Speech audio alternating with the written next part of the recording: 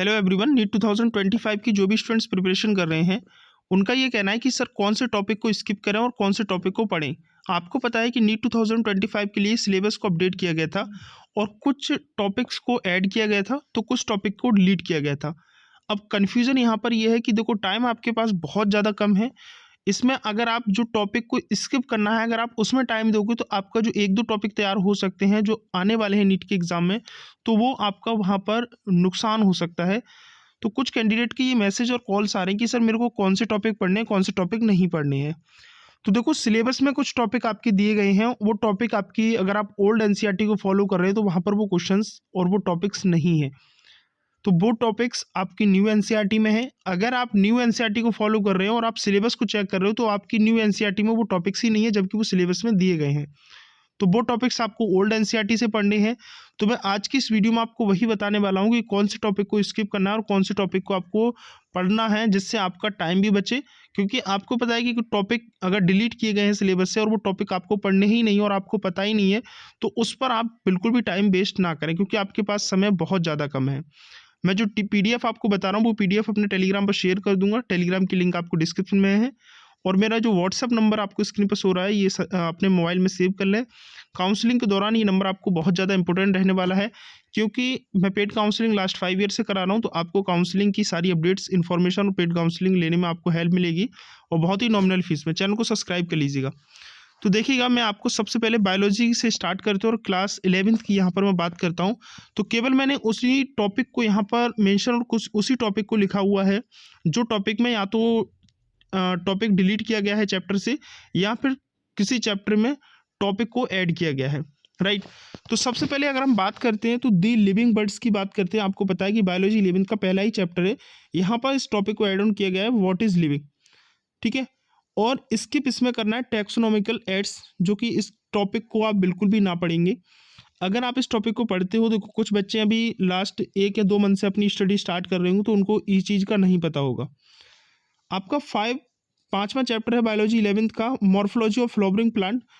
Practical syllabus, ठीक है, practical syllabus and 5 new families जो है उनको आपको ऐड की गई हैं, उनको आपको पढ़ना है, जो कि आप गूगल से जाकर के पढ़ सकते हो। अगर आप ओल्ड एनसीईआरटी को फॉलो करो तो उसमें अगर नहीं दिया है, अगर न्यू एनसीईआरटी में नहीं दिया, तो आप क्या करेंगे, गूगल या यूट्यूब पर जाकर के बहुत सी वीडियोस, बहुत से आपको ऐसी अथॉरिटीज़ मिलेगी जो आपको बता रही होंगी। ठीक है। दूसरा आपका है एनाटॉमी ऑफ फ्लावरिंग प्लांट, जो कि 6वां चैप्टर, 6वां चैप्टर है। इसमें एक टॉपिक को स्किप किया गया है, सेकेंडरी ग्रोथ, जिसको आपको नहीं पढ़ना है। स्ट्रक्चरल ऑर्गेनाइजेशन इन एनिमल, जो कि एड ऑन किया गया है एनिमल टिश्यू, फ्रॉग और कॉकरोच। आपको पता है कि इसके लिए सिलेबस में जब चेंज किया गया था तो काफ़ी ज़्यादा विरोध भी हुआ था, कई बच्चों ने मेल भी किए थे। तो इसका ये फाइनल रिस्पॉन्स आया था, क्योंकि उसमें यही समझ नहीं आ रहा था कि कॉकरोच पढ़े या फिर फ्रॉग पढ़े। तो ठीक है, तो आपको ये एड ऑन किया गया है कि एनिमल टिश्यू, फ्रॉग और कॉकरोच आपको पढ़ना है, जिसमें अर्थवॉर्म जो है वो उस टॉपिक को स्किप किया गया है। तो अर्थवॉर्म को आपको बिल्कुल भी नहीं पढ़ना है। नेक्स्ट 13वां चैप्टर आपका प्लांट ग्रोथ एंड डेवलपमेंट, जिसमें फोटो प्रोडिजम्स एंड बंडलाइजेशन आपको नहीं पढ़ना है, इसके लिए स्किप करना है इसको। लोकोमोशन एंड मूवमेंट पे आपको प्रैक्टिकल सिलेबस करने हैं, जिसके लिए आप यूट्यूब पर बहुत सी वीडियोस मिलेगी, वहाँ पर जाकर के आप सर्च कर सकते हो, गूगल पर सर्च कर लीजिएगा locomotion and movement practical syllabus. ठीक है, तो वहाँ पर आप जाकर के पढ़ लीजिएगा। न्यूरल कंट्रोल एंड कोऑर्डिनेशन में कोई भी न्यू एडिट टॉपिक नहीं है, जिसमें स्किप टॉपिक आपका ईयर और आइज़ है, जो कि आपको नहीं पढ़ना है। तो क्लास 11th बायोलॉजी के लिए आपके कुछ टॉपिक्स को स्किप किया गया है, तो कुछ टॉपिक को ऐड किया गया है, जो कि यहाँ पर आप देख लीजिएगा। तो ध्यान देना, कुछ टॉपिक्स लाइक आप ओल्ड एनसीईआरटी को फॉलो कर रहे हो तो ओल्ड एनसीईआरटी में कुछ टॉपिक नहीं होंगे जो न्यू ऐड किए गए हैं, तो आपको न्यू एनसीईआरटी में वो देखने को मिलेंगे। तो आपको क्या करना है, अगर आपके पास बजट नहीं है कि भाई नहीं ले पा रहे हो या टाइम नहीं है, तो आप गूगल पर जाकर के न्यू एनसीईआरटी की बहुत सी पीडीएफ्स आपको मिल जाएंगी, या फिर उनके फ़ोटो वगैरह मिल जाएंगे, तो उनके फ़ोटो आप गूगल से जाकर के डाउनलोड कर सकते हो। वहाँ से जो टॉपिक्स आपकी ओल्ड एनसीईआरटी में नहीं है तो उनको आप पढ़ लीजिएगा। और कुछ टॉपिक्स आपके न्यू एनसीईआरटी में नहीं होंगे और जो कि ओल्ड एनसीईआरटी में है, तो आप गूगल पर सर्च कर सकते हो, या फिर कोई ओल्ड एनसीईआरटी बुक्स आपके पास किसी फ्रेंड या किसी स्टोर पर मिले तो वहाँ से आप परचेज कर सकते हो, या फिर गूगल पर जाकर के आप इनकी पीडीएफ को डाउनलोड कर सकते हो। बाकी पूरी पीडीएफ मैं अपने टेलीग्राम पर आपको शेयर कर दूंगा। दूसरा आपका फ्रेंड्स यहाँ पर ये है कि क्लास 12th बायोलॉजी की बात करते हैं तो बायोलॉजी में आपको 12th में एक 5वां चैप्टर है बायोलॉजी का, molecular basis of inheritance.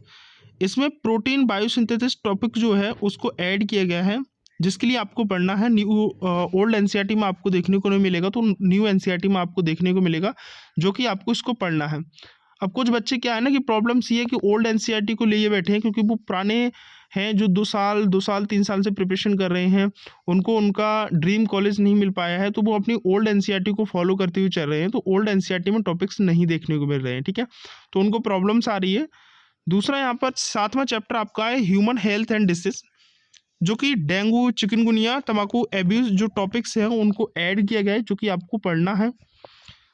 10वां chapter आपका है क्लास 12th में biotechnology and its application, tissue culture, ठीक है, सोमैटिक एंड हाइब्रिडाइजेशन, जो कि आपको चैप्टर पढ़ना है, ठीक है, इनको ऐड किया गया है।